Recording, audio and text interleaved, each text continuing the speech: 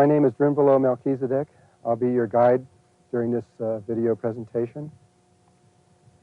What you're about to see is a journey of my life through this reality of how I learned about God and the relationships that we have with all life everywhere. Through all of this, I realized that Christ is in the eyes of every person that stands before me, and Christ is in your eyes also. This information is ancient. It's very, very old. It may seem new. It may seem like something you've never heard before. But it isn't. It's really old. And then the truth is that you have it all within you already.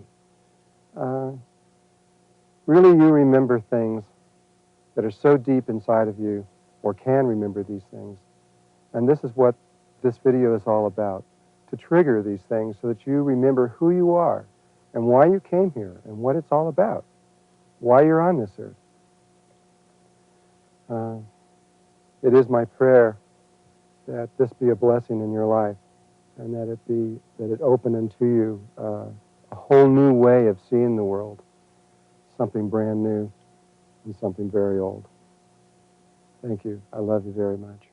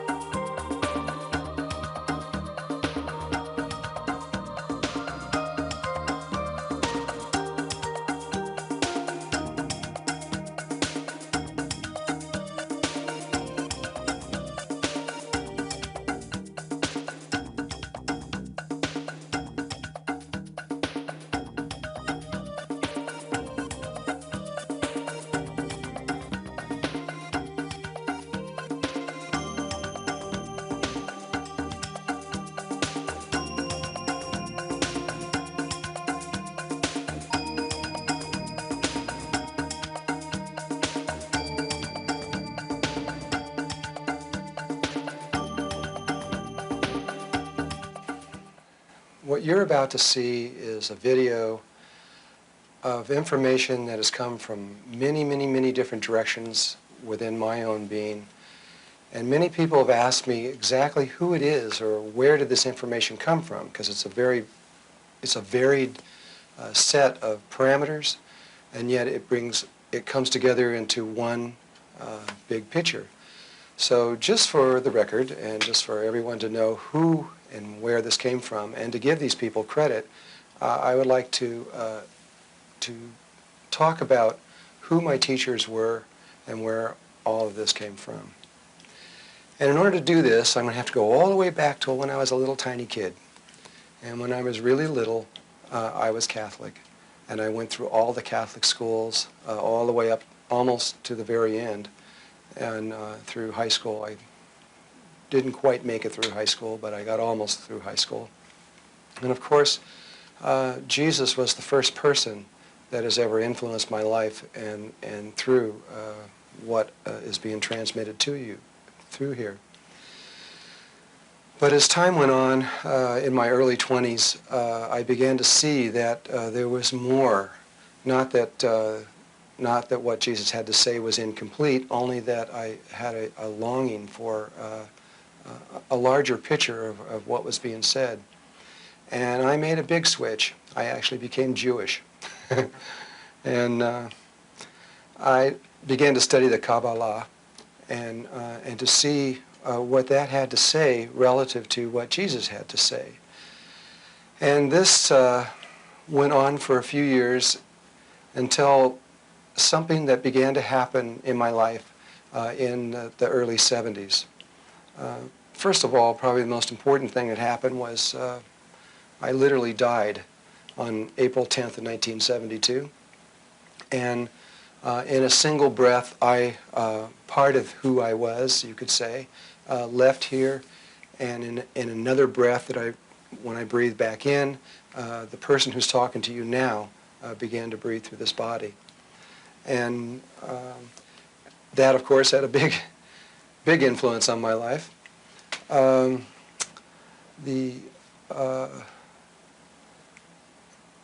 the same time that happened, there were these two angels that appeared in my life. They have no names. One of them was, they were both about 10 feet tall. One was purple in color, kind of an ultraviolet color, and the other was green. And over the next few months, as they would appear into the room and begin to talk to me, they led me to many, many, many different teachers around the world. Some of them I physically connected with, some of them I psychically connected with, and in various ways I communicated with many people, which was probably about 70, though that's a guess. And interesting enough, they would actually give me the name, address, and telephone number of who I was to connect with, of who my next teacher was. It's kind of a funny feeling. I remember in the beginning, they'd say, okay, you're going to see this person, here they are, and call them up. So I'd just call them up, and sure enough, it would be that person. It used to kind of blow my mind in the beginning, and I got used to it. One of the very first people, and it's someone no one's ever heard of, I'm sure, and his name was Wilf Chipman, and he was an alchemist. And they led me to him, and I studied with him for over 2 years, and I studied alchemy. And he was an extraordinary teacher. He really knew what he was doing on a lot of levels, and it was a very important groundwork, especially coming out of the Kabbalah. And at the same time that I was working with Wilf Chipman, there was another person that some of you may remember, which was Kirpal Singh, and I began to work through him and work with him during that time. This was back in probably about 1972. At that same time, I was brought to or introduced into the Order of Melchizedek. It's actually Alpha and Omega, Order of Melchizedek. And it was the first order of the Great White Brotherhood. There are 72 orders in the Great White Brotherhood, and my introduction was through the first order, the oldest one, and also the youngest order. The youngest order is the Brotherhood of the Seven Rays. And so it's through the two ends of the Alpha and Omega that it would really be more appropriate to say that they work through me than I work through them. The Brotherhood of the Seven Rays is actually in Bolivia, very near the border of Peru. The entryway is through the Valley of the Blue Moon. After that time, I became involved very deeply in Sufism. And Sufism, which came out of the Muslim tradition and the Quran, maybe about 700 years ago, was one of the first religions that began to see that really all religions are one. They're all interconnected.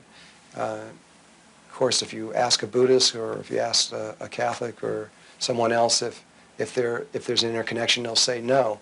But if you study deeply and go into the geometries of the inner aspects of every religion, of all the 8 major religions, they are deeply interconnected. And the Sufis saw this a long time ago. And so it became my path for about 11 years. And the first teacher that came to me was Hazrat Inayat Khan, and who brought Sufism to the West a long time ago, and then later through his son, Pir Vilayat Khan. One of the most important teachers that I had through all of this was a man named Murshid Hassan. And Murshid Hassan was the head of 7 dervish orders. He actually lives in a concentration camp in Israel. And though he's one of the most respected people in Israel, at least in terms of Sufism. And I spent not a long time with this man. It was only a few weeks. But he changed so many of my viewpoints of how I interpreted the reality. He was about 90 years old. He was a skinny little man. He was very healthy. And at that time, I was into macrobiotics, and I was extremely strict about what I ate and what all that kind of thing. And suddenly, this teacher comes in, who affected me on a very deep level just by being in his presence. And as I watched him work, he just began to destroy everything that I thought was true on a lot of levels. I thought that the food was so important, and it is in certain ways. But I watched a man here who, for 2 weeks, I never saw him eat a single bite of food, nothing. He may have snuck something in his room or something, I don't know, but I didn't see him eat anything. But what I did see him do was he took a cup about this big, put about half filled with pure white sugar, pour this thick coffee into it, and smoke these long cigarettes, these brown cigarettes. And all he did was drink this sugar coffee water and these cigarettes. It's the only thing he ever ate. And yet his light that came off of him was incredible. He loved children. He saw children as the true teachers of the world. And if someone would bring a child into the room, he'd be sitting on a stage with 100, 200 people around him, and if someone brought a child into the room, he would just stop. He would get down off of his chair where he was teaching and have the child put on the chair, because he said, this is truly our real teachers. There were other Sufi teachers that influenced me. One was Murshid Isa, who has the Circle of Friends from around the world. And Murshid Sam Lewis, who was a very important teacher of mine. I love them all. I also became involved in Hinduism in lots of ways, and I don't know if I could even begin to bring up all the different aspects of that. I was very closely connected to Yogananda, and I still love this man, who was also interconnected with the Order of Melchizedek. And probably not very many people from the Self-Realization Foundation know that, but he was. And also Sri Yukteswar, which was Yogananda's teacher, and who has recently given me a great deal of information. Also, Bhagwan Sri Rajneesh. Now, I know a lot of people, he's triggered a lot of people on that one for his presence in the United States. He was primarily a Taoist teacher, and he used himself as an example. So here's a man who comes to the United States and has something like 200 Mercedes-Benz or whatever it is, or Rolls-Royces, and everybody's saying, well, he's just totally into materialism. But what he was doing was showing through his own being exactly what we were doing and using himself. If you understand Taoism, you'll understand what he was doing as a teaching. I was real close with Ram Dass from the very, very beginning, and I really loved this man also. He taught me how that I can just use myself openly, and anything that happens in my life, I can use that openly without fear. In other words, instead of trying to protect your image of who you think you are, just let God do it and open up and just be who you are, and don't worry about what anyone thinks or anything else. And it was very, very powerful what Ram Dass gave to me. I also spent a long time, well, not a long time, but a couple of years at Lama Foundation, where Ram Dass taught a lot. And there were many teachers that came through there that influenced me in what happened here. In fact, the very act of living at Lama Foundation was a great deal a part of this teaching. In more recent times, Sai Baba has been very involved in what we're doing. He is involved with something that's called the triphase, which we don't actually get into here yet. It's a higher level of this work. And his work is important to what we are doing. I even became, while I was at Lama, I even became Muslim for about a year. I did Salat 5 times a day, and I passed through all the various aspects and studied the Quran to see how they saw the world and where they were coming from. And it's very beautiful, their point of view. I really love what they have to offer to the world. The Tibetans played a very important part in understanding the role. The Tibetans probably know more about the Merkabah than anyone else in the world, though Sai Baba is getting very close to it right now. And the biggest teacher that I had through Tibet was Kalu Rinpoche, who died not too long ago, but is now back in human form. He's just a child right now. And he was my greatest Tibetan teacher. I will always say that. I love him. Though I had to study with other ones. I had to go to Boulder and study with Chogyam Trungpa Rinpoche. I didn't really like that very much. It was a lifetime of chaos for him that he was teaching, and it wasn't real comfortable to be in his teachings, but they were important teachings, and I needed to learn what that was about. There was a little bit of Tarthang Tolku also that was involved in Tibet, but mostly Kalu Rinpoche had the strongest effect on me. I have studied Taoism for a long time, and my main teacher in there was Master Chu Feng Chu, who taught me the Taoist breathing and the breath and how the qi and the power that comes through the breath. His understanding to me was really, really important. And the I Ching itself, though it appears to just be a book, is much more than that once it's understood. It's an exact replica of the DNA. And that I spent a long time studying.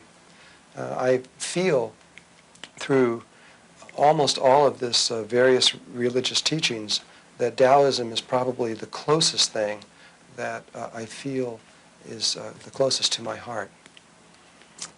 There have been many psychic and channels that have entered into this work. People, one, for example, was Bashar out of Los Angeles. That's the actual person that comes through the channel. And Bashar is actually one of the Greys, which we will be talking about. He's not actually a Grey, he's one of the races that was derived from the Greys, coming from the future, 300 years from our future, coming back here to help correct some of the anomalies that have happened here. And his work was very interesting to me in what he has to say. Though I have to admit that probably the biggest influence, or one of the biggest influences, put it that way, that have affected me has been the Native Americans. I have 12 Native American teachers. A couple of those I have not even met yet. They're still coming in the future, but I know that number is how many there are. The first one and the most powerful one that has ever come to me was Grandfather David from the Hopi tribe, who held the Hopi prophecy for a long time. And what he had to teach me and give to me was essential in all of this. From there also was in the Taos tribe in Taos, New Mexico, was Tell Us Good Morning, who was the head of the Peyote tribe out of Taos, and his son Jimmy Reyna. And those two, especially Jimmy Reyna, have played a really crucial role. I studied with Jimmy Reyna almost for 14 years, and the way that he would teach and what he would show me and how everything was through the Native American eyes is essential in what is being presented here. Though Tell Us Good Morning and Jimmy Reyna were very important teachers in the sense that they worked directly with him on a day-to-day basis, two of the most important, even on other levels, more important people from the Taos Pueblo were Juan Concha and Cradle Flower. They were brother and sister. And Juan Concha was the chief of the Taos tribe until the Bureau of Indian Affairs came in and didn't allow that anymore, and they made a governor and a board of directors kind of. And when they did, they took Juan Concha and made him the cacique, or the religious leader. And Juan Concha came to my house for over 35 years before he died, every single year, usually at Christmas time. And I never knew why these guys were coming there. Every year there'd be him and 4 or 5 Indians would sit down and eat dinner with us, and I was going, who are these guys anyway? You know, and after a while you just sort of assume they're there. But he was just making sure that he knew where I was all the time, because we had an agreement going all the way back until the year 1890. And where there were things that I had to do for them, which you'll understand as this video unfolds. Cradle Flower, his sister, she was a medicine woman, and she taught me so much on so many levels. Every time that I needed to communicate with her, or put it this way, every time she wanted to communicate with me, she would send a crow, and the crow would come to my window, and it would just keep pecking on my window until I'd get on the phone and call her or go down there. It wouldn't leave until I'd go there. And then when I get there and show up at her house, she'd say, well, did you see the crow? And I go, yeah. And then she'd tell me. And it's an interesting world. The area of sacred geometry is an area of where great influence has come in also, but you must understand that I didn't even know what sacred geometry was for many years in the beginning. These were just images that was coming to me from the angels, and I was just copying them down, and I would get great understanding from them, but I didn't know that there were other people that had studied this before. I thought this was something just I knew. But eventually, many years down the line, I began to realize that other people had studied this thing, and I started working and studying with other people. And there were certain people like Robert Lawler and Keith Kirchlow in their work, which was very instrumental, and Buckminster Fuller, of course. Stan Tenen in the language work that he has done, and Darrell Langham's work was very, very powerful in understanding the relationship of geometries to life. And people like Dan Wenner, and there's many other people that have, Bob Gulick, I don't know if I can remember them all, but there are many people that have come in here and have shown me things about sacred geometry that have even added to. Though most of this work you're going to see came before I knew any of this. And probably the person who has influenced the geometry more than anyone else, and more information is coming from this one person than just about anyone else, especially around the area of sacred geometry, was someone who is still alive, though he was born 52,000 years ago. I know that's going to be pretty hard to sink in there, but his name is Thoth, T-H-O-T-H, and at least that was his name during the time of Egypt. I'll be talking about him pretty soon, and you'll know more about this particular person. But he's extraordinary, and he's been helping people all over the world to understand the deeper levels of what life is really about. And I guess in the area of science, there's been one person who has dramatically affected many of the ways of my interpretation of the reality through science. And this was a man named Bob Dratch, who lives in Colorado. And his work is incredible because he has understood and now understands the relationship of what's called waveform and reality. It's the unfoldment of 0 point, which is how a womb works, how creation actually comes into being, is at this moment being understood by the world, though not too many people talk about it. And so his work has been very powerful. So I'm sure there's probably other people that I'm leaving out, and to them I'm sorry if I haven't at this moment come up with your names. But this is a list of most of the people and areas that have influenced what you're about to see. So, thank you. Because there is one crucial aspect of this, and that is that about 13,000 years ago, something happened on Earth that actually started about 16,000 years ago, but the actual physical event was just under 13,000 years ago. we did something. We changed the way we breathe, which I'm going to talk about in detail. And that the direct effect of that change in breathing pattern is something called good and evil consciousness, where we perceive ourselves as being inside of a body, looking out at what appears to be totally separate from you, which is completely an illusion. There's no truth in that at all, but it appears that way to us. And our right brain, which is the aspect of us that is feminine and that controls the left side of our body, and it is pretty much in tune, actually. It is aware that there is only one God. That kind of everything's okay, though it can't tell you. It can't really explain to you why. But the left side of our body is where the problem is. The left side of our brain, which controls the right side of our body, the male aspect of us. This is where the real problem lies from everybody that we can, pretty much everyone agrees on this. Almost. Our left brain, the logical side of us, looks outside of the universe and sees everything polarized, separated.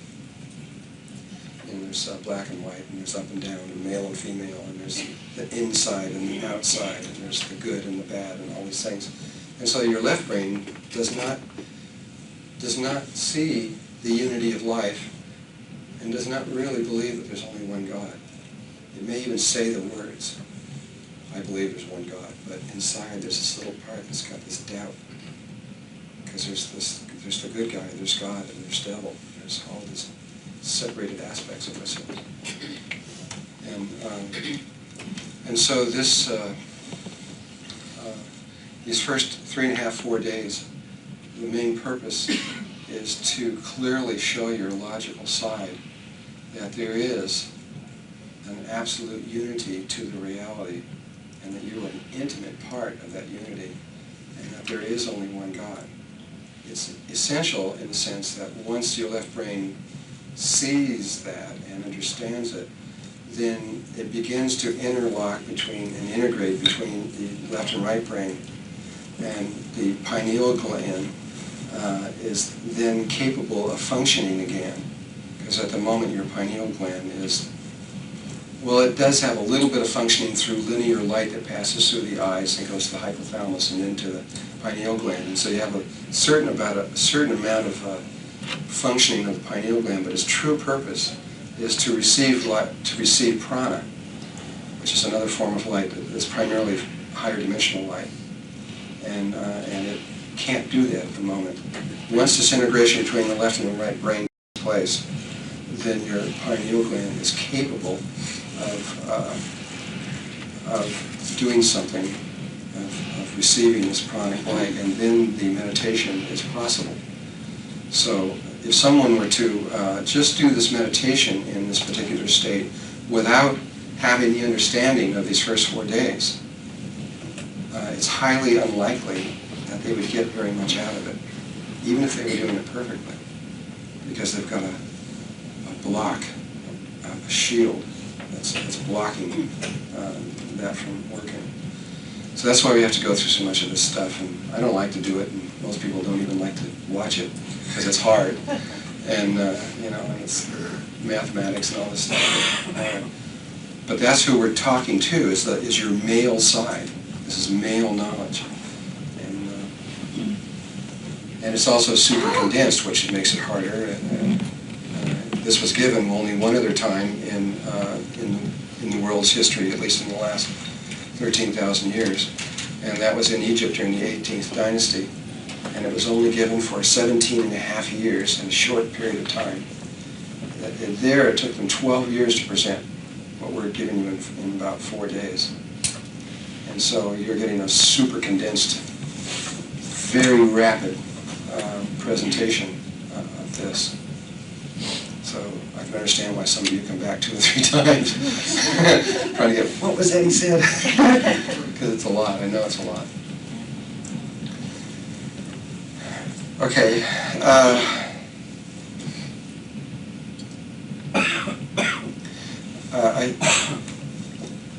The other thing about this is that you just come here and listen to what I have to say and then go home and practice the meditation kind of thing, you'll kind of be missing the point in a way, because what we're really talking about here, what you might say is group consciousness. Consciousness beyond your individual self. And because as you go up in consciousness, you'll keep coming to these places where you realize that you merge with, you might say, zillions of other souls. It just keeps going on these higher and higher levels of awareness. And you have to lose your identity. It's very much like if you look at your body is always this little microcosm that reflects the macrocosm and all that is. And you have all these, you've got about 100 trillion cells in your body, and they're all like people. They're different sizes, and they have different functions, and they're in different regions, and different, you might say, like different dimensional levels and places and things. And they all work together as a whole. But there is this kind of over-person, you, that's beyond all of that. And coming up through the levels is like a single cell. You're like a single cell down here, about to go up through the various levels. And as you do, you'll merge with tissues and then organs and higher levels of the body until you become this, what we're referring to as God is like me relative to the cell. But of course there's more beyond what we call God. Our levels of our concepts of God are limited. But nevertheless, we have to reach as far as our limits will take us, whatever our possibilities are. And that's what's about to happen to us. We're about to go up from a cell to a person, make a huge leap in awareness. And it's going to be a big one. And it's going to happen quick, real soon.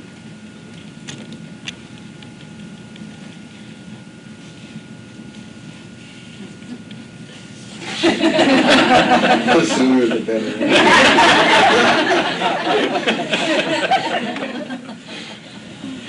This group consciousness thing needs to be reflected here. And if at this time, if we can begin to merge with this group, we've got to start somewhere. We've all come from all over the place. People here from Hawaii and England and I don't know where else, all over various places around the United States. But what I do know about these groups is that each one that comes here, I can almost say for certain if you're here at this time, you all have connections together. You may be surprised how much you have in common at certain levels. And if you were to go back into past lives, you've seen how many times you have interwoven with each other before, and you're all been around a long time, most of you, and I can almost say with certainty that you are all have more than likely walked into your bodies, though not necessarily, and sometime in your life, and you are almost more than likely interdimensional beings, that you've come from another dimension, not another planet, another consciousness level. And you've come down here for a purpose and a reason, because that's primarily one of my main purposes of communicating to these groups like this is to act as a catalyst to remind you of who you are, so that your memories can come back and you can remember where you came from and why you came here. And these kinds of things, because this is important for you to finish what you have to do here. My background is mostly in mathematics and physics. That's what I started out. I got within a few days of graduating in that. I had 1 quarter left. That was at the University of California in Berkeley, when I decided that that's not what I wanted to do. And I switched from the left brain to the right brain and went into fine arts and painting. And they thought I was crazy. Maybe I was, I don't know, but I did it. And it took me 2 more years to graduate. But I can see the wisdom in that now and why I did that, though I couldn't understand even at the time why I was doing what I did. because when you look at what's on the screen here, you'll see it's an integration of art and science, mathematics, and religion, which is what all the ancients all tell you, is that those three things are all interrelated. Art from a long time ago was not expressionistic type art that we have now. It was a very holy thing that was done, and it was sacred. But at this point, of course, it could be almost anything. In my own life, I was, like everyone else, trying to figure out why we were here and what was going on. I went into the military when I was really young, thinking that might help. It did, actually, because I ended up in Vietnam. I spent 13 months there, long before everything started happening, way back in 1962. And found myself out in the jungles and living in just little shacks, learning. What my job was to teach English to the Vietnamese, because I could speak Vietnamese. And so I spent a long time there, and it was there that for the first time, that I saw someone different than Americans. And I saw the amazing nature of the Vietnamese, which is real different. Their hearts are so much more open than ours. I mean, I fell in love with them, and I didn't want to return. I didn't know what was about to happen. You know, I was ready to just go off into the jungles and forget it, and just stay there, but I didn't. And when I got back, I was even stronger, wanting to know what was going on, and so I went to college, thinking maybe that would figure it out. And so that's the reason I went into mathematics and physics, trying to figure out what this stuff was out here, you know, and looking in that way. And but by the time I got almost through with that, I realized many things. I realized, first of all, is that I was being communicated with as I was working through there, which was really who I am now. But at the time, I was another person, and I was communicating to this other person while he was going to college, and I was giving him a lot of this stuff. And I gave him an understanding where at one point he realized that what he was being taught in the schools was completely wrong. And that was partly what made him stop. And really there is no wrong or right in this. It's always an interpretation. It's how we interpret things. One day I was, many years later, I guess this was about I had graduated from college, and I was led to go to Canada, and I immigrated up there. I was going to stay there for the rest of my life at that time. It had nothing to do with the thousands of people that were going there because of the war. I had an honorable discharge. I was out of all that. I just went there because I felt that's where I was supposed to go. I went into this valley all by myself. There was nobody there. And the following year, 10,000 Americans came into this one valley where I was. I couldn't believe it. It was like incredible. And it was devastating to the Canadians. It was absolutely devastating what that did to them. But while I was there, for a while, I was living in Vancouver, and my wife and I decided that we were going to begin to search spiritually. And we did many things.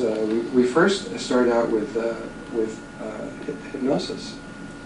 And we gave each other permission to do hypnosis, and we started working with hypnosis, going in and just studying on our own. And we found out that we could lift out of our body and fly around the room, which was really a lot of fun. And then we found out that we could go downtown and go into libraries and look in books and all kinds of things and come back. And this was getting to be very interesting. Life was getting to be more fun than it was before. And though it didn't have any real answers in itself. And one day, it was actually Yogananda's book, I think, more than anyone else,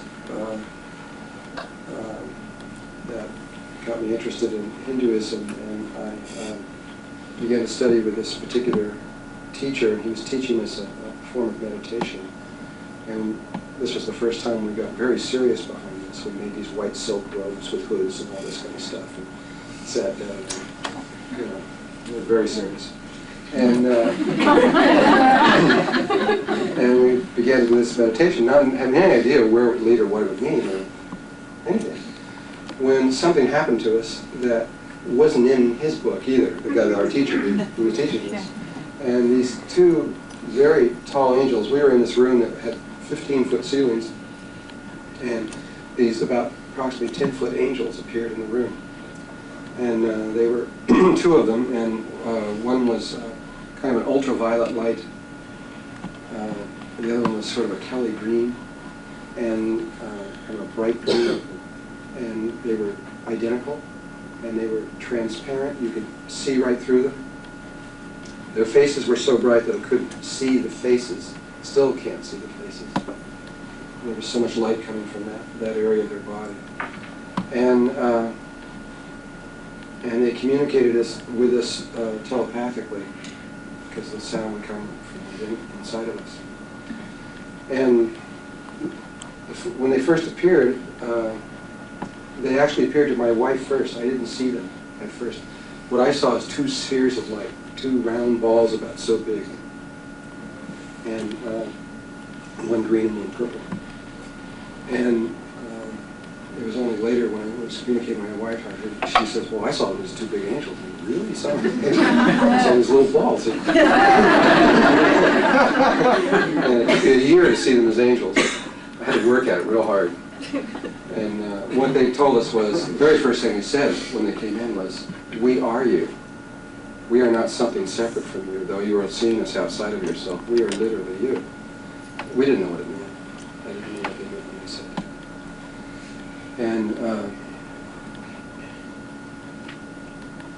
And this other thing they said was that they had no form at all. They were formless. But they used form, sphericalness or angelness, as a vehicle of communication, to communicate with us. And so that there was something that could communicate in a polarity world, though from their point of view they had absolutely no form at all. These two particular angels and a third angel, which is this gold angel that has been with me also from the same length of time, but has never interacted with me until about a year ago or so, which has now been with every one of these workshops for about the last year. The gold angel is what I would call my higher self.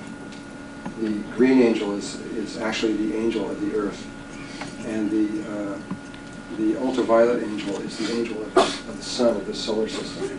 It's the consciousness of these various levels of consciousness that communicate. And so there were these three different aspects have been leading me through the various levels here while I've been here. And it's through them that they have told me which is my next teacher and where to go. And they would come in and give me literally the name and the address and the phone number of someone, which I would just get in meditation. It's really a funny feeling when you'd hear somebody's name that you never heard or a phone number you never heard, and you get this down and you go call it. And it actually is that person. But in the beginning anyway, after a while I got used to it because it was maybe 65 or 70 teachers that they led me to this way, but in the beginning it was kind of funny feeling to do that. And so almost all the teachers, though there probably are some exception, and most of the information has come through these angels in this particular way. In so leading me to all these different teachers, they've led me to just about, well, they led me to all 8 of the major religions. I've been Christian and Jewish and Hindu and Tibetan and Taoist and Sufi and Muslim, and I don't know what the whole rest are, I can't remember all, but I've spent time in each one of these to understand what they are, and then many, many, many of the offshoots. And the American Indians also have been a very, very powerful influence in all of this. And they've given me a view from many different towers. And And what I've discovered from all of this is they're all the same. Each person or each one of these religions says, my way is the only way, which is part of the problem here. But if you really go deeply inside of these different religions, they're symbols, and what they're saying is very similar, in many cases identical. Though there's slight different viewpoints, they're still talking about the same thing. They have different names for different stages of awareness.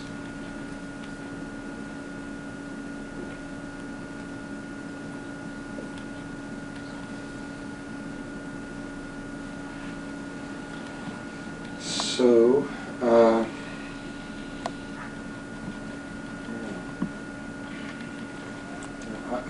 in this workshop, I am going to, for the first time, I think, for the first time, I'm going to give the entire. I've given little pieces of what happened to me from coming in here. For the first time, I'm going to give the entire sequence all the way through. I don't know why I'm doing it, but I think that's going to happen. It's going to be one of the stories. The stories that will be told in all of this, which will be life experiences for me as I interpret them. Most of these stories are going to be outrageous by normal consciousness and normal ways of thinking. If it's too much for you, it's okay. You don't have to believe it. Just take it as a myth or a story or whatever. But do look at its importance in terms of your own life and what it could mean for what we're talking about relative to the subject of this workshop. And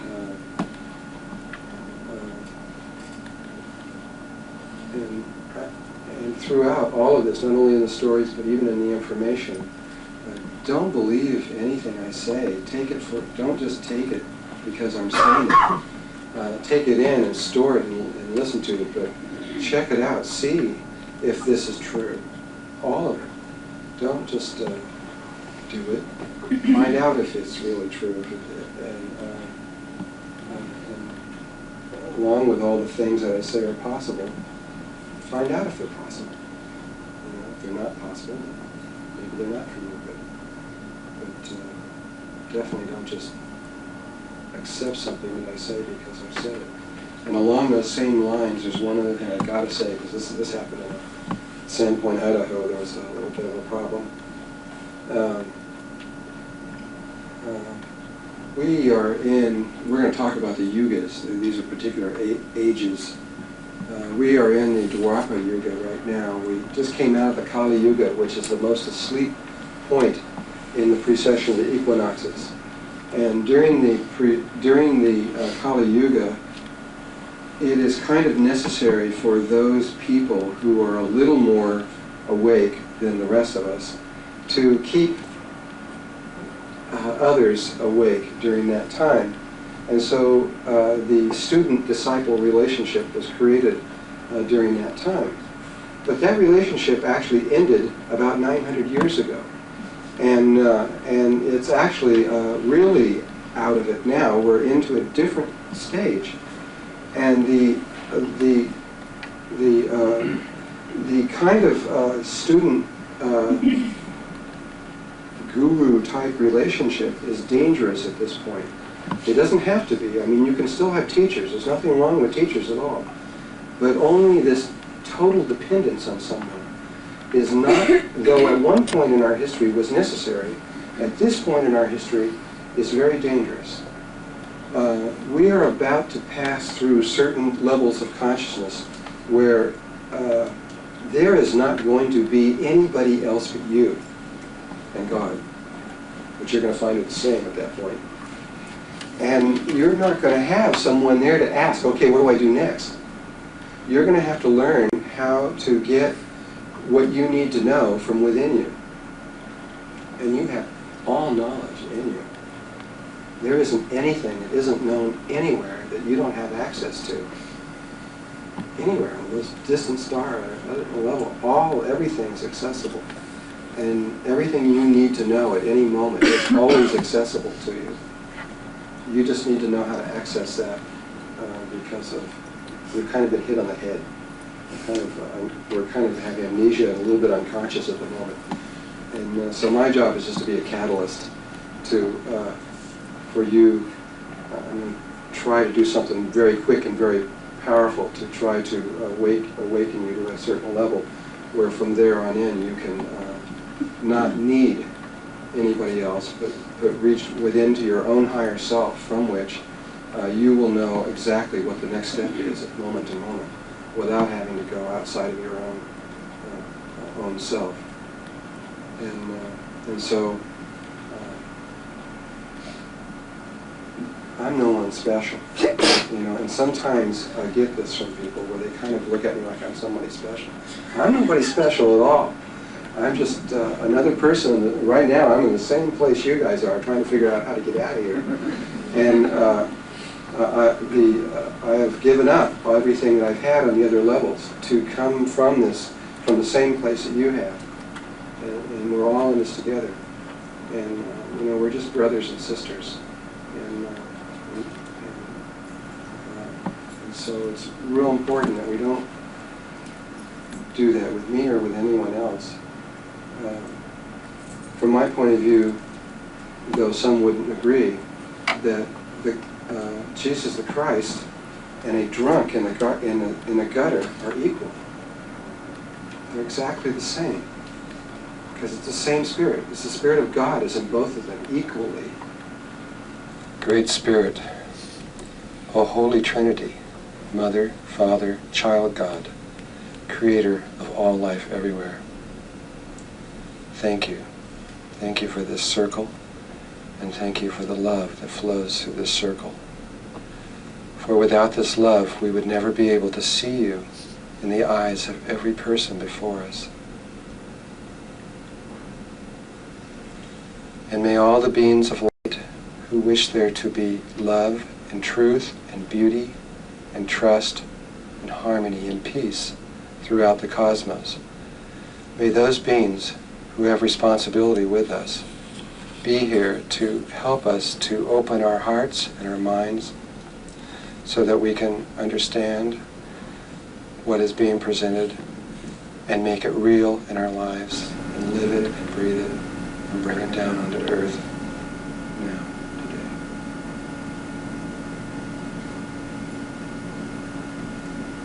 And especially the angelic realms, the beings of light who never separated from God, who have stayed with us, protected us, guided us, and never broke their trust. These beings, which are really us, and of whom, at least one way of looking at it, of whom we are all interconnected with in one way or another. I'd like to thank them for the help they've given us over the thousands of years. And to ask them, or I would like you to ask your angels, whether you believe in them or not at this point, just to ask them, invoke them to come into this room, to be present here, and to help you and to guide you at this time, and maybe from now on.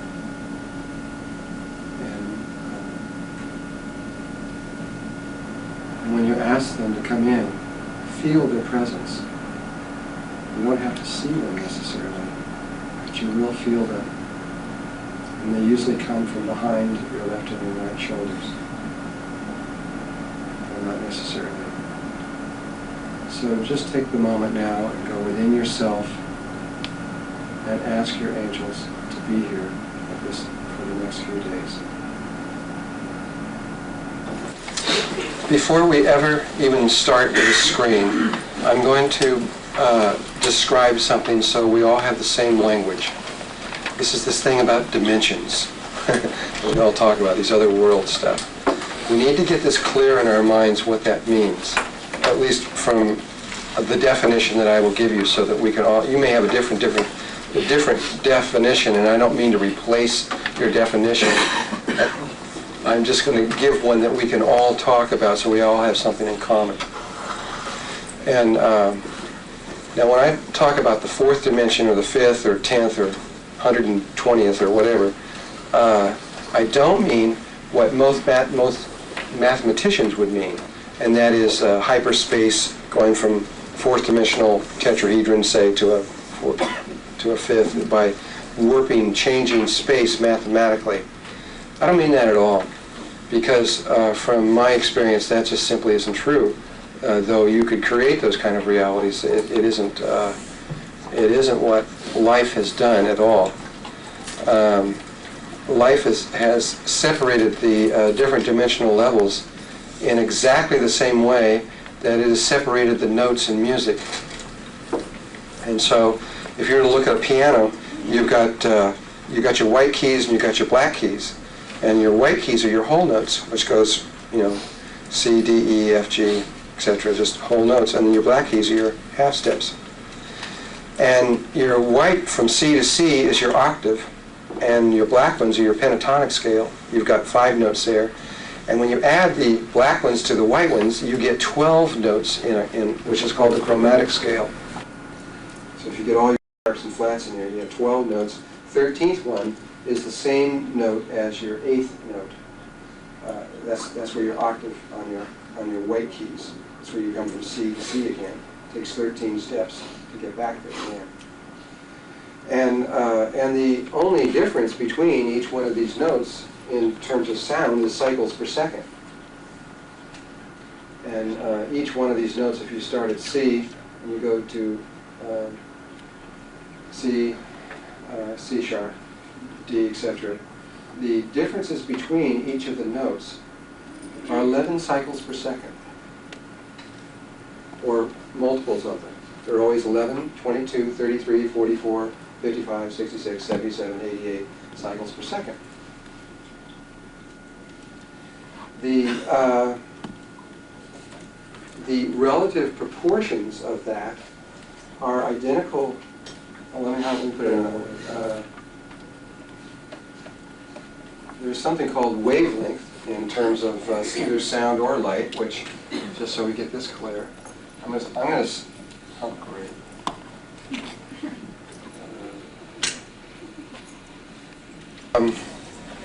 This is wavelength. Wavelength is simply, this is your axis, the sine wave curve that we're all familiar with, which is really a function of a circle. If you have a circle like this, and you cut it in half, you flip this half over to like that, and you've got this sine wave curve. And the wavelength is how long it takes. If you were to measure this line running down the middle, going from here to here, or from any of the nodal points to another nodal point, but say from here to here, the length of this is how long. That's called wavelength. Okay, and wavelength is everything in this universe. It's everything in all the universes that are associated with us, without exception whatsoever. There is a zip that aren't a function of wavelength. And wavelength is everything. I mean, I can't tell you what it means.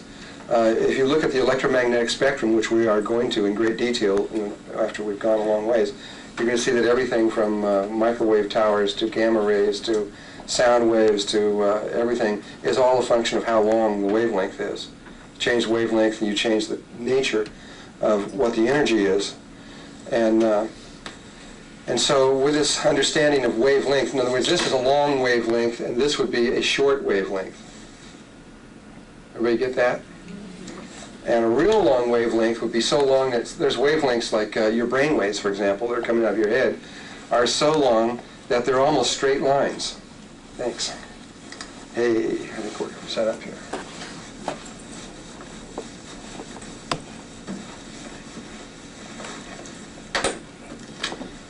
I bet this works. Let's see. Aha. All right, great. Let's get rid of these guys. So, and you've got little tiny wavelengths, and you've got them so little you can't even see them. There's microwave. I mean, they get really, really little, and they get really, really long.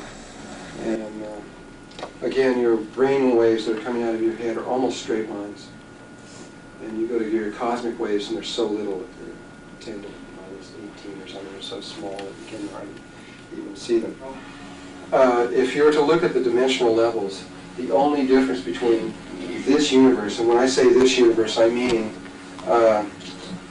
all the planets and the stars infinitely going out. Because we think it's infinite, but it isn't. And going within to the atoms at any particular point, no matter where you select, you can go infinitely in that direction. This universe that we now know in this room, there's 3 different basic levels in this universe. That just constitutes one wavelength. The wavelength of this universe, which was discovered by Bell Laboratories, telephone, is 7.23 centimeters long, which happens to be the average distances between your eyes. Take the distance between your eyes, you've got to average 100 people, and you'll find it's exactly 7.23 centimeters. Or if you take the distance across your palms, 7.23 centimeters. Distance between the tip of your nose and the tip of your chin, 7.23 centimeters. We have it spread throughout our body. All life forms have it shuffled throughout their systems. And Bell discovered it when they were creating the microwave towers that stretch all over the place.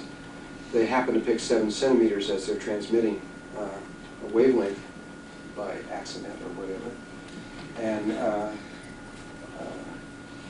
And when they set up the whole system and turned it on and threw the big switches and got the whole thing going, they had this incredible static running through the systems. And when they tried to locate where it was, they looked through their systems and they looked into the earth and looked everywhere else. But then when they pointed up to the heavens, they said, "Oh no, it's coming from everywhere." And it is literally everywhere. And the reason it's 7.2, you can communicate that from a quantum mechanic point of view. Now, let me just say one more thing here. I'm going to get sometimes maybe speaking over some of your heads. Don't worry about it.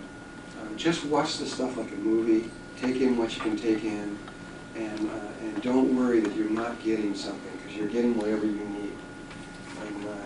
And so I'm talking to a lot of people on a lot of different levels. And just get what you can, and what you can is okay. In quantum physics, you can look at like this pin as either being made up of little tiny particles or made up of you could say sound, wavelength.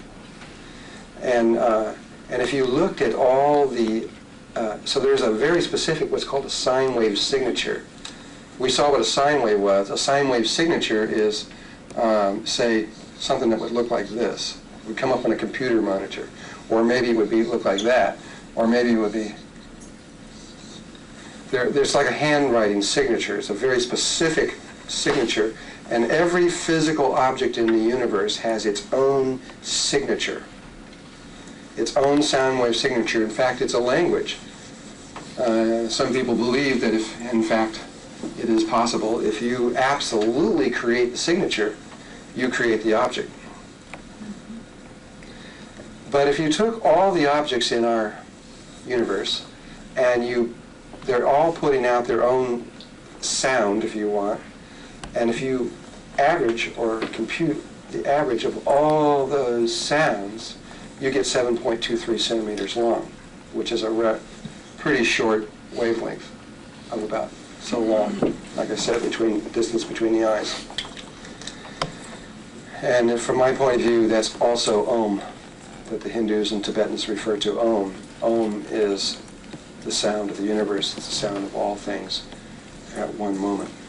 Well, in terms of looking at the dimensional levels, there are many people, if you talk to various people, they'll refer to these 144 dimensional levels that are in the octaves.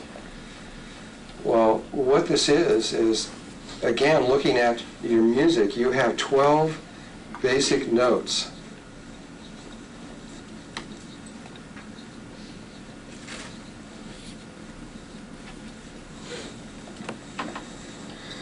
And then you have your 13th one, which is the return or the next octave. going up to the next octave, repeating the same basic things over again. And in between each one of these 12, there are 12 overtones that approximate exactly the larger one, which are holographic in nature. And so sound or electromagnetic light is holographic in nature. You can go within it, just like you can go within any particular point into a table. You can go down in any point down into the microcosm, or you can go above. And it's the same way. This whole octave becomes a note. Like there's larger octaves where the whole octave becomes a note relative to another octave above that one. And because there's 12 of these between each one of these notes, and you got 12 notes, the 12 times 12 produces the 144 dimensional levels. And so you have these 144 dimensions. And though you have 12 primary ones, and these are what in Star Trek you might call subspace. They're real worlds. They're just as infinite as anywhere else. They just aren't whole note universes. And they're just as important. They all have life. All this is filled with life. It's totally. I don't know if there are any. There might be some that are not filled with life, but yeah, there are some that are not filled with life, but not very many. And where we sit right now is right here, on the third dimension of an octave.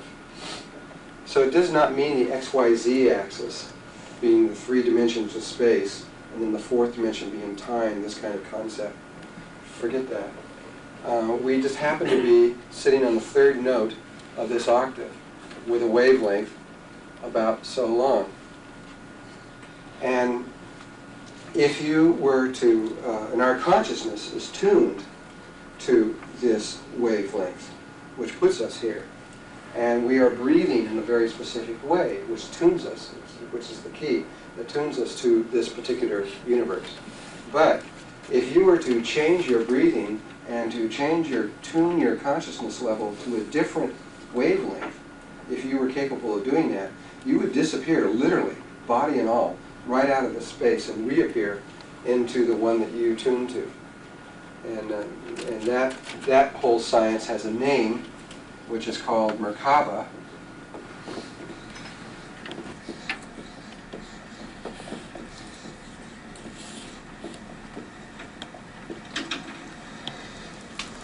And Merkabah is one of the bottom lines of what we're going to talk about in this workshop.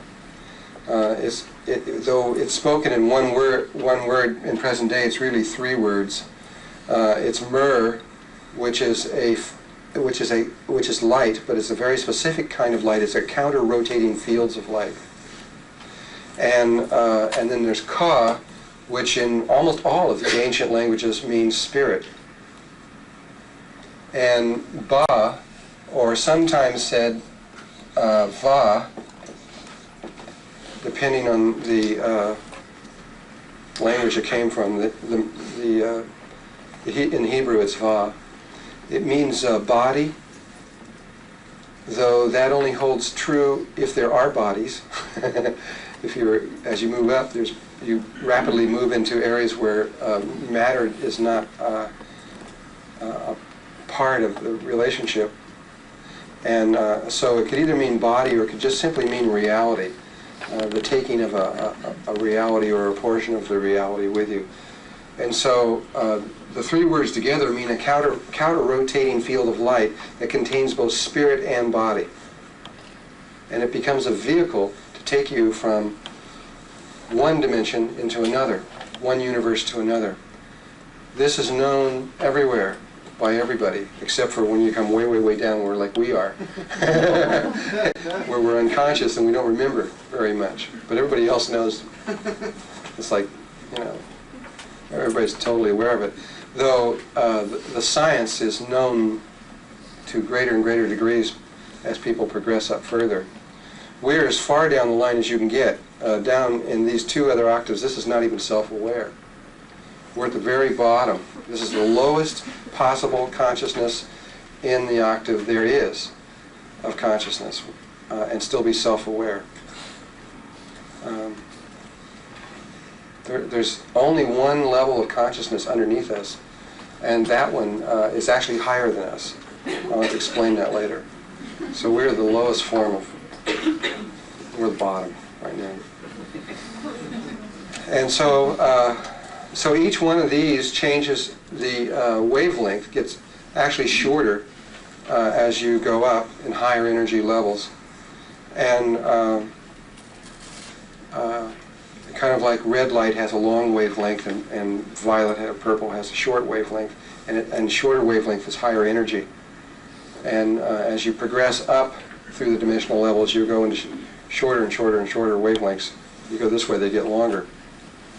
And of course, there's an octave below this, and there's an octave above it, and the octave above it and below it have very specific relationships to each other. But music is the key. Once you know the wavelength of this one, and you know music, you could calculate very precisely all the wavelengths of all the other ones, depending on your accuracy of how good you got that one. And you could know exactly right where they are. In between these, in between each one of these universes is nothing. It's void. It's absolutely no thing. And there's different kinds of voidness. There's 144 different kinds of voidness, each one having different meaning depending on what one you're in. But it's no matter how you do it, it's nothing, no thing. Only spirit moves through these various levels.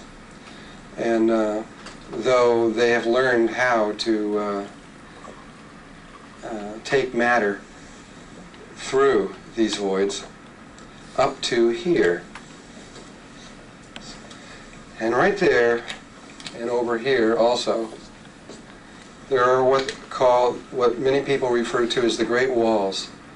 There are these void states here and here that are so great and so deep and so vast in their nature that no thing can pass through them. This is the dilemma of certain people like the Greys, which we will go into later on. Many of you may not know who the Greys are. But the Greys are a particular race of beings in this octave that have progressed intellectually to the point of saturation, you might say. They got it all. At least they got half of what. They didn't get the emotional side of it, but they did get the intellectual side of it. And intellectually, they can find no way to get through here, because the only way you can get through there is just spirit, all by itself. And they're trying to use physical machines, UFOs, flying craft, to get through. And there is no way, at least there is no known way in existence. And so this basic understanding will help when we start referring to various things at different dimensional levels. Where we are, what this class teaches is how to go from one particular level to another specific level, which lies 1, 2, 3. They sit right here, right before the 5th dimension. It's the 10th, 11th, and 12th overtone of the 4th dimension. This is the 4th, and this one's the 5th on a chromatic scale. And it's right here that we're going to go from here to there. And this is just above the angelic realms, which is the 7th, 8th, and 9th overtone of the 4th dimension. And the 10th, 11th, and 12th is where a particular level of unity consciousness begins to take place. It begins in these levels, though it really doesn't really impact the person making the transition until they get to the 5th. But it's right here where you would call Christ consciousness.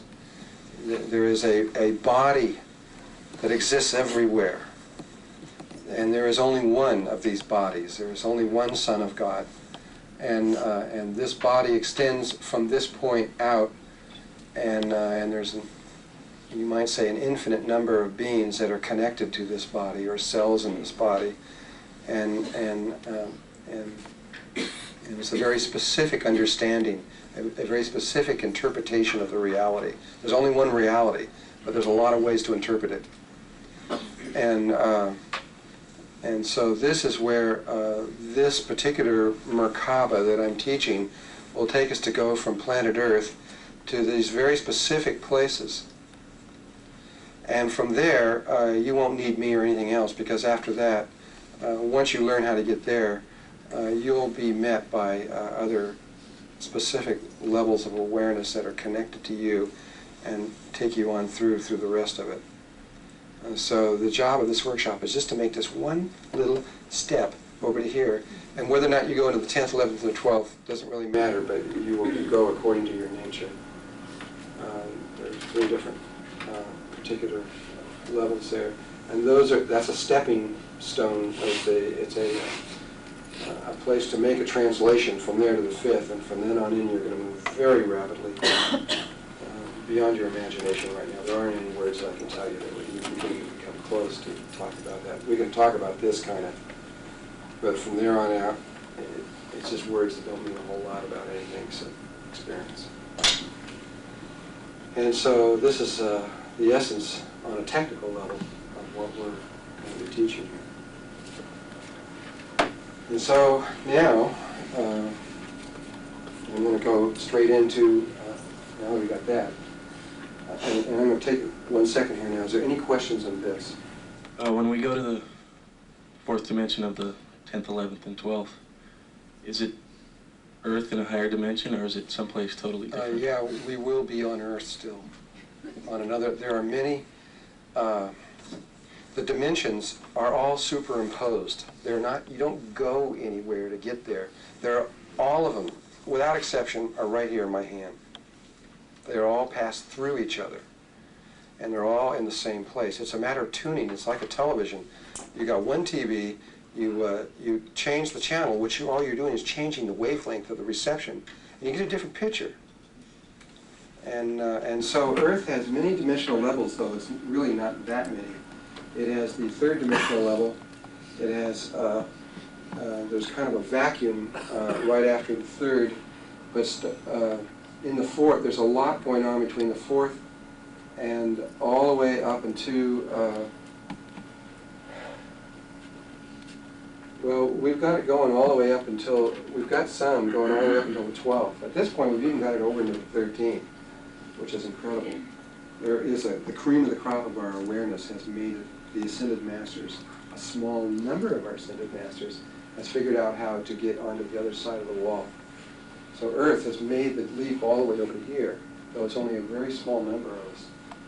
And so we have these different places in there. In terms of the octave, we have a lot of life going on in the 4th dimension. There's a lot going on in the 5th. There's a whole lot going on in the 6th, especially in the last 3 overtones of the 6th dimension.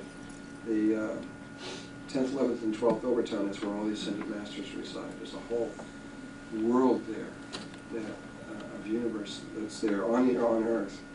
And then I think there's only 3 or 4 people who were able to get into the 7th dimension, which is, in terms of the human body, is the pineal gland.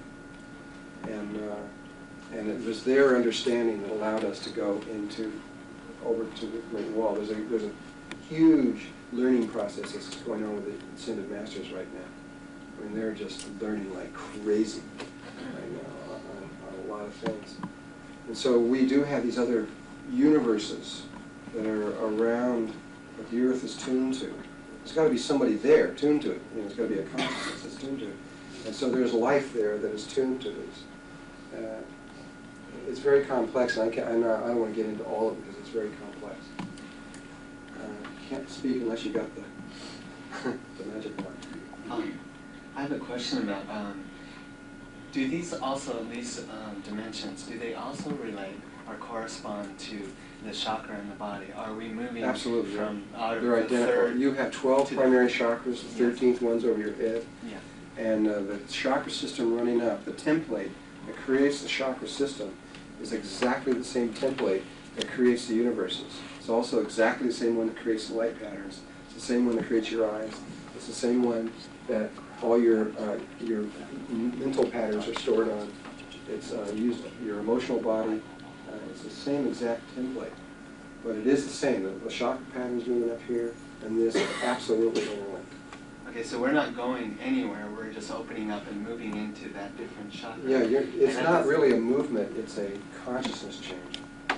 And then there's possibly, I mean, we've experienced moving into the different chakras at times, but this seems to be settling inside of that fourth dimension. There's a real difference in like moving your attention from one chakra to another and actually going into it. Because if you actually go beyond just moving attention and you actually go into that chakra, you will be in that place. You will be in that universe.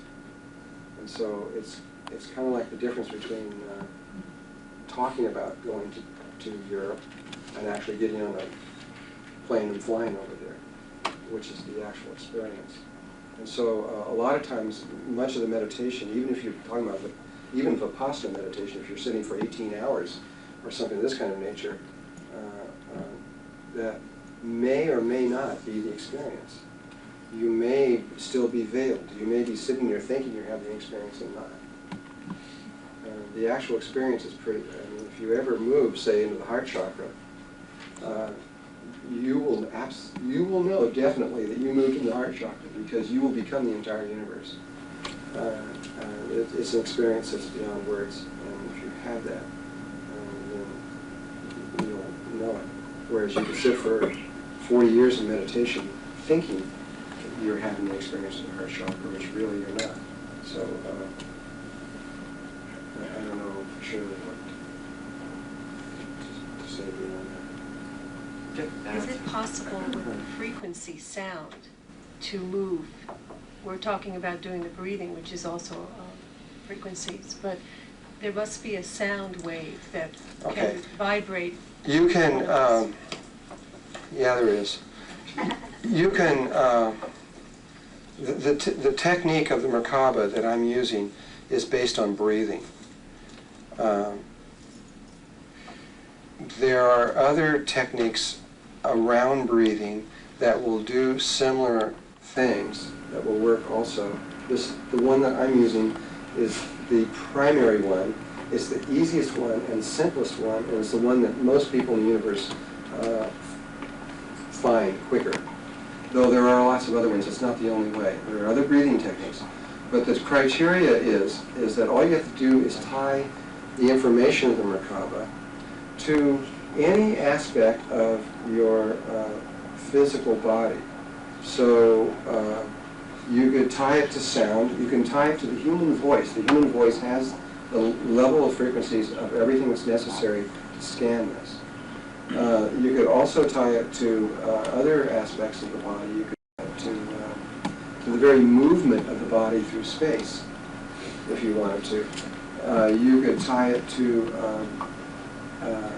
sexual energy and tantra, or to heart rhythms.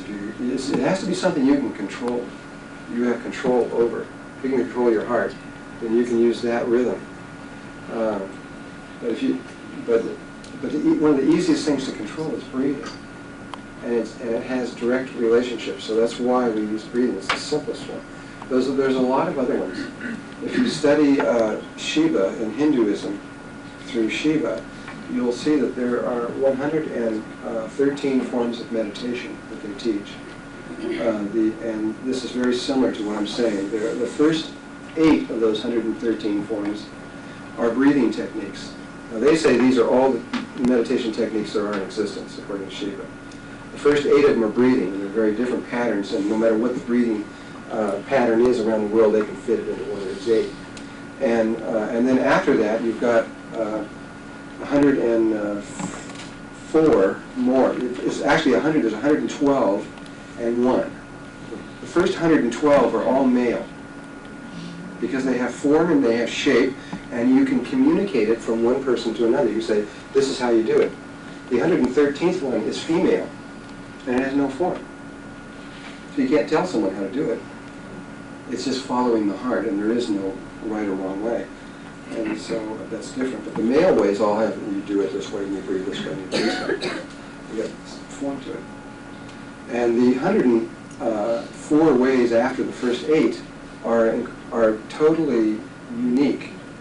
They're all primal functions. They're different.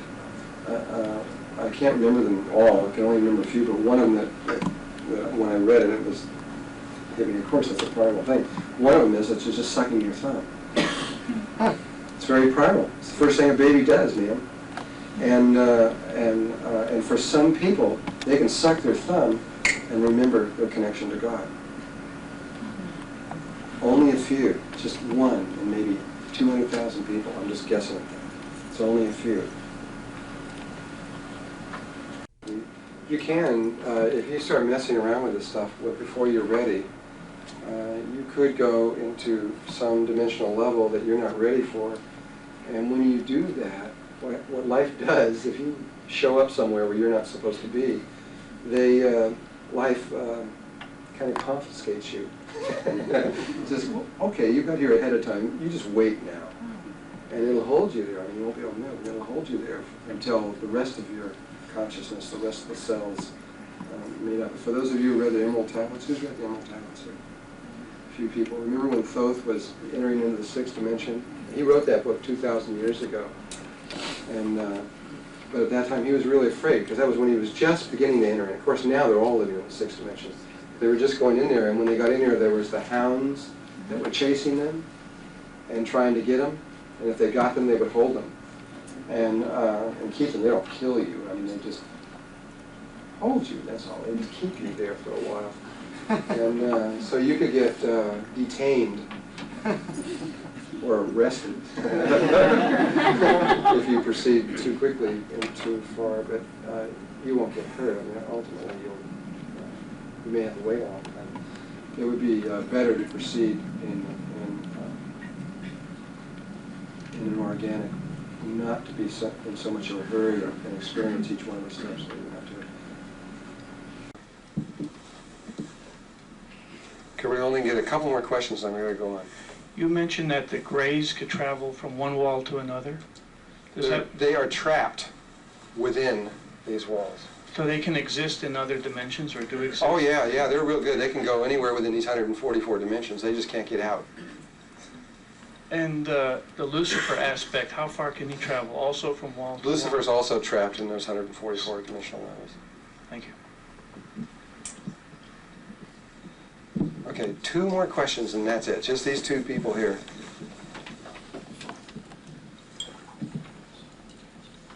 What is the difference between the successive octaves and getting through the wall just puts you to a new octave? Well, the octave? You see, once... Okay, that's a good question. Remember, I've said that we exist on other, I think I said, we exist on other levels when we're talking about the angels being us on their level. You exist on a lot of other levels. Most people exist on anywhere from 5 to maybe 100 or so more other dimensional levels. I mean, literally you have a counterpart, an aspect of you that is literally there, and it's you. And though most of that is totally conscious of itself, stretched throughout there, it's only this lowest level, us down here, that we're not aware. Though the other aspect of it is aware of you. And if you were to play those notes, if you look at this as like a piano, and you were to play those other worlds that you're on, you would find that they form chords. Almost always. It's really rare, unless you're a terrible piano player. Usually you almost always will be in harmonic, other dimensional levels that are harmonic with the one that you're in. And there's a lot of combinations that can come out of here besides this one. So there's lots and lots of other combinations. But what happens is a person or a little spirit will learn how to play one chord, and then once it figures out, hey, you can make chords, it'll try another one, and then another one, and another one, and pretty soon it learns how to play the piano. And eventually it learns how to go through all 144 dimensional levels. And the key is to be able to go into that world and be conscious and stable and stay there. Because what usually happens when you go into a dimensional world that you're not supposed to be there, it's either going to trap you there or it's going to spit you back out and throw you back out. You can't stay there for maybe more than just maybe a few minutes and experientially, or just a short time, and then it'll just, you're really throwing yourself out, which I'll explain later. But it won't keep you, you won't be able to stay there.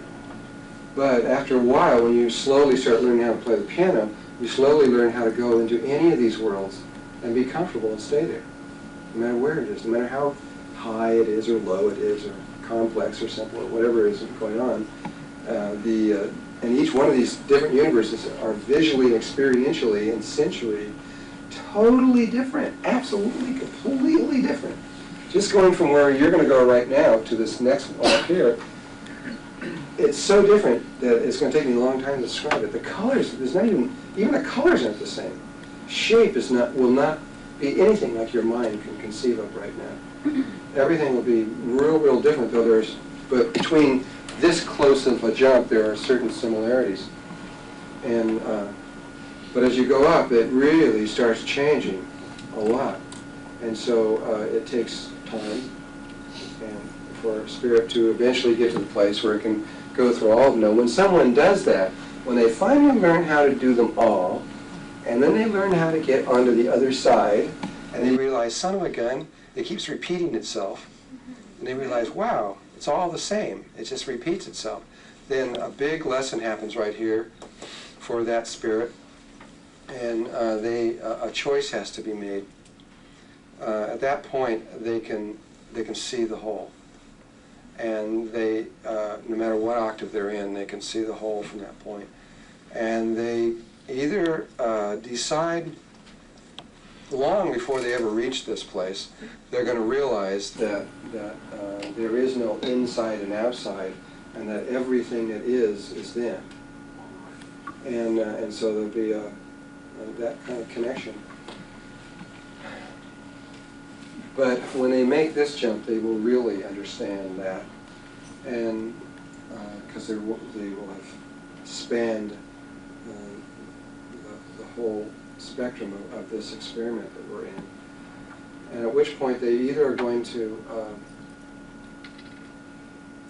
because they know that all life is them, they're either going to make the decision to stay here in this waveform universe and to help all the aspects that are lower to get through and to understand, or in other words, to complete the experiment. They're either going to do that, or they're going to go what the Tibetans call beyond the beyond the beyond the beyond. They're going to leave the whole universe totally, step back outside the system from which it was created, and return into godness, return into the single spirit that created this from before, and from which either way is okay. It just depends on what you choose. If you choose to do that, if you choose to stay here, the name for that is Melchizedek. And it's another level of consciousness that is very much like Christ consciousness, and it is one that is spanned the whole spectrum. And if you do that, the moment you make that decision in your heart, life grabs you real good, and it uses you, and it uses you primarily in dimensional changes and things to do with dimensions, because you're an expert at it. And so whenever there's a problem in any of the worlds or levels, octaves, where there's always little problems, just like there is in your body. When problems happen, then life will use the Melchizedeks to go in and to try to alter or change or do whatever life wants it to do. If you go beyond, you brought with you experience back to that which created the experiment. And so either way is okay. But there is a point where you make a decision. If you do choose to stay within the Melchizedek consciousness, you then really can't help yourself anymore, because you've gone as far as you can on that level. There's nothing to do but to go back down into life and to serve and to work and to try to help, because you know absolutely beyond any doubt whatsoever that there's an absolute unity to life, and so you begin to allow God to work through you so that the original intent of the creation unfolds. And many of you in this room are very close to making that decision. In certain roles, there's certain completion patterns that you have to do. Well, that's not true for most people on Earth. Most people on Earth some of them are still working with first simple chords down here. That doesn't mean that you're higher than them. It just means, because you are them, it just simply means that you are, your point of consciousness is going a little bit further down, and so you have more responsibility. That's all it is. You just got more to do. Work harder. So when you talk to the few masters who are right at the I can't see who's. oh, Right you're over there. same place. Yeah. The few masters who are right at the wall, and they're learning a whole bunch right now, are they just within this octave, or? Yeah, they're just within, this is Earth consciousness I'm referring to. And Earth consciousness is learning how, at the moment, to go through the wall and to make these kinds of decisions. And it's looking like we're all going to be faced with these decisions, because if what we think is true, we are about to make an extremely unheard of, unparalleled, never seen before, rapid change from where we are down here, all the way through all these dimensional levels at an extremely accelerated pace. We don't know why it's happening. We just think, we believe at this point that that's what's going to happen. And everything's already opening up that way. If it happens, it's going to be extraordinary. It's going to be an extraordinary experience. You might hardly wait. Because this is brand new. There's not very many brand new experiences in the universe, but this is a brand new experience. So only every once in a while that God intersects outside the system.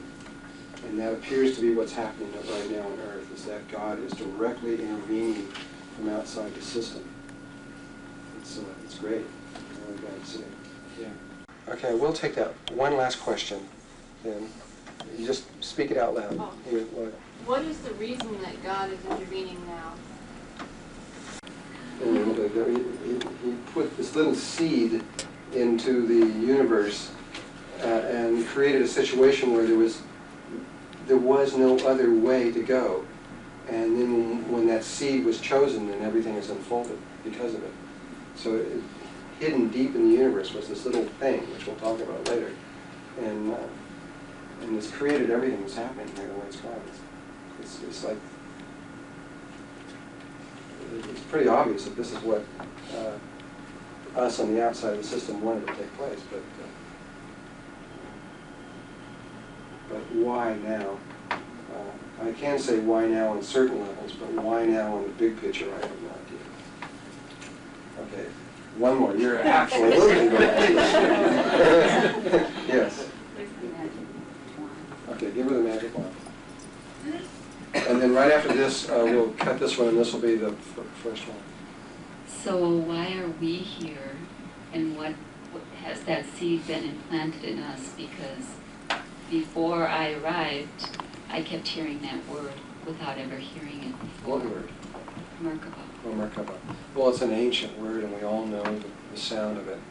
The Zulus in Africa, when they talk about how they came in. This guy is going around all over the world right now talking about their ancient culture. And he talks about how they come in on these disc-shaped Merkabahs, using exactly the same word.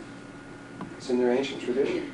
Or if you go back to Ezekiel in the Bible, or if you go to, I mean, the sound of that word is ancient, and it's an old one. But why you, when you're talking about you coming here, nobody can answer that question but you. That's why Us. you have, I mean, each there's a person. group of us. Well, there are people that are coming from, there's people that are coming from the past, there's people that's coming from within the future, there's people that's coming from into the future.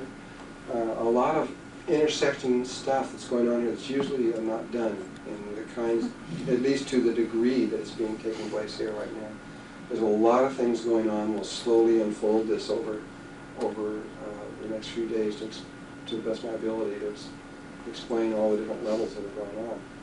But there's a lot of people coming here that are very advanced souls that and you have real definite purpose why you're here. Though most of you, or many of you, don't know what that is right now. Or you may feel it in your heart. You may not know, exactly what it is. And that's part of my job, is to try to jar those memories.